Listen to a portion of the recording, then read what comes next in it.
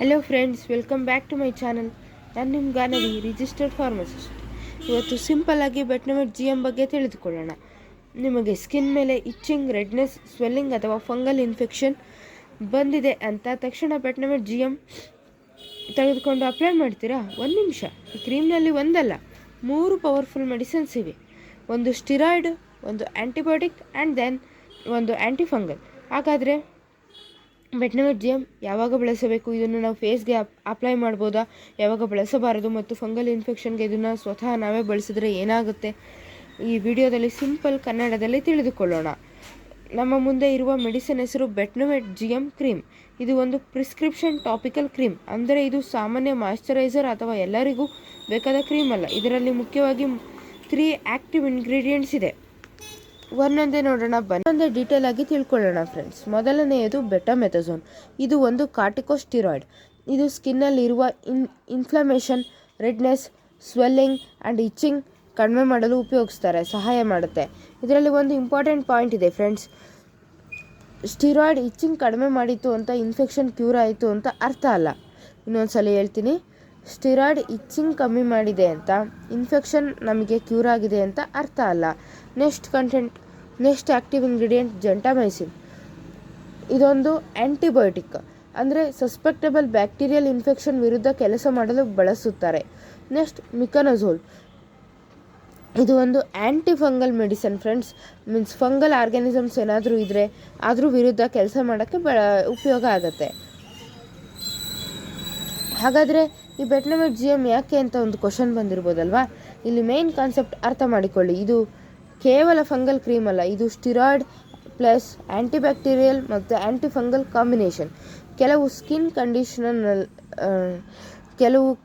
Skin ಕಂಡೀಷನ್ಗಳಲ್ಲಿ inflammation ಜೊತೆ bacterial ಅಥವಾ fungal infection ಕೂಡ ಇದ್ದಾಗ ಡಾಕ್ಟರ್ಗಳು ಈ ಥರ ಕಾಂಬಿನೇಷನ್ ಇರೋ ಕ್ರೀಮನ್ನು ಪ್ರಿಸ್ಕ್ರೈಬ್ ಮಾಡ್ತಾರೆ ಕಾಮನ್ ಆಗಿ. ಅದಕ್ಕಾಗಿ ನನಗೆ ಇಚ್ಚಿಂಗ್ ಇದೆ, ಬೆಟ್ನಮೆಟ್ GM ಹಾಕೋಣ ಅಂತ ನಾವೇ ಸ್ವತಃ ಡಿಸೈಡ್ ಮಾಡೋದು ಸರಿಯಲ್ಲ ಫ್ರೆಂಡ್ಸ್.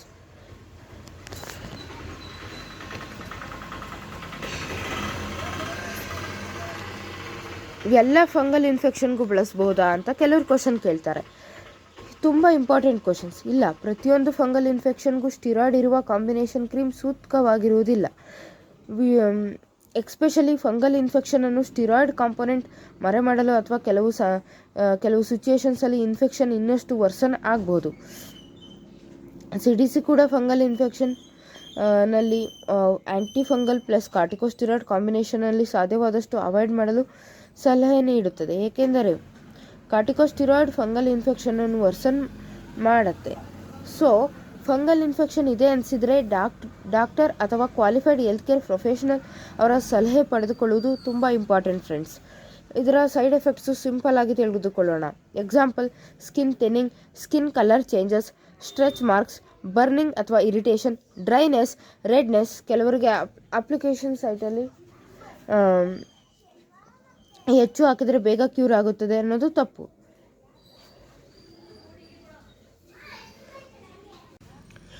ಫ್ರೆಂಡ್ಸ್, ಮುಖಕ್ಕೆ ಹಾಕ್ಬೋದಾ ಅಂತ ಕೆಲವರು ಕೇಳ್ತರು. ಡಾಕ್ಟರ್ ಹೇಳದೆ ಮುಖಕ್ಕೆ ಸ್ವತಃ ಬಳಸಬೇಡಿ. ವಿಶೇಷವಾಗಿ ಐ ಸುತ್ತಲಿನ ಏರಿಯಾ, ಮುಖ, ಮಕ್ಕಳು ಅಥವಾ ದೊಡ್ಡ ಏರಿಯಾಗೆ ಬಳಸುವ ಮೊದಲು ಮೆಡಿಕಲ್ ಅಡ್ವೈಸ್ ಪಡುವುದು ತುಂಬ ಮುಖ್ಯ ಫ್ರೆಂಡ್ಸ್. ಯಾಕೆಂದರೆ ಬೆಟಾಮೆಥಾಸೋನ್ ಒಂದು ಪೊಟೆಂಟ್ ಟಾಪಿಕಲ್ ಕಾರ್ಟಿಕೋಸ್ಟಿರಾಯ್ಡ್ ಆಗಿದೆ. ನೆಕ್ಸ್ಟ್, ಇದನ್ನು ಹೇಗೆ ಅಪ್ಲೈ ಮಾಡಬೇಕು? ಡಾಕ್ಟರ್ ಪ್ರಿಸ್ಕ್ರೈಬ್ ಮಾಡಿದರೆ ಮಾತ್ರ ಬಳಸಬೇಕು. ಸಾಮಾನ್ಯವಾಗಿ ಎಫೆಕ್ಟೆಡ್ ಏರಿಯಾನು ಕ್ಲೀನ್ ಮತ್ತು ಡ್ರೈ ಮಾಡಿಕೊಂಡು ಥಿನ್ ಲೇಯರ್ ಆಗಿ ಅಪ್ಲೈ ಮಾಡಲಾಗುತ್ತದೆ. ಆದರೆ ಎಷ್ಟು ಬಾರಿ, ಎಷ್ಟು ದಿನ ಬಳಸಬೇಕು ಅನ್ನೋದು ನಿಮ್ಮ ಕಂಡೀಷನ್ಗೆ ಅನುಗುಣವಾಗಿ ಡಾಕ್ಟರ್ ಡಿಸೈಡ್ ಮಾಡಬೇಕು.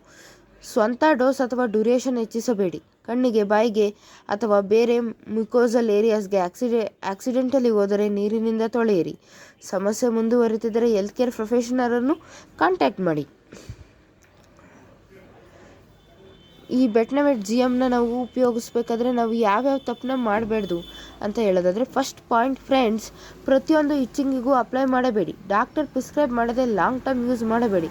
ಮುಖಕ್ಕೆ ಸ್ವತಃ ಬಳಸಬೇಡಿ. ಸಿಂಪ್ಟಮ್ಸ್ ಕಡಿಮೆ ಆದ ತಕ್ಷಣ ಮತ್ತೆ ಸೆಲ್ಫ್ ಮೆಡಿಕೇಷನ್ ಮಾಡಬೇಡಿ. ಬೇರೆ ವ್ಯಕ್ತಿಯ ಪ್ರಿಸ್ಕ್ರಿಪ್ಷನ್ ನೋಡಿ ನೀವು ಅದೇ ಪ್ರಿಸ್ಕ್ರಿಪ್ಷನ್ ಕ್ರೀಮ್ ಅಂತ ಬಳಸಬೇಡಿ.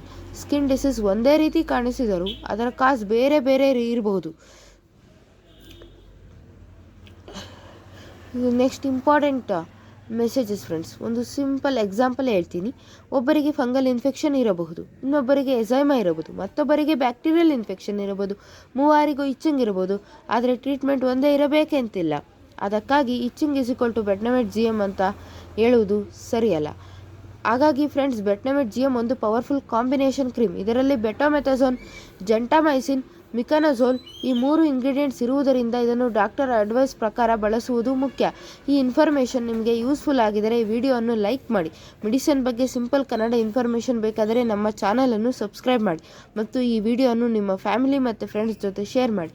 ಮುಂದಿನ ವಿಡಿಯೋದಲ್ಲಿ ಇನ್ನೊಂದು ಕಾಮನ್ಲಿ ಯೂಸ್ಡ್ ಮೆಡಿಸಿನ್ ಬಗ್ಗೆ ಇಂಟ್ರೆಸ್ಟಿಂಗ್ ಇನ್ಫಾರ್ಮೇಷನ್ ಜೊತೆ ಬರ್ತೀನಿ.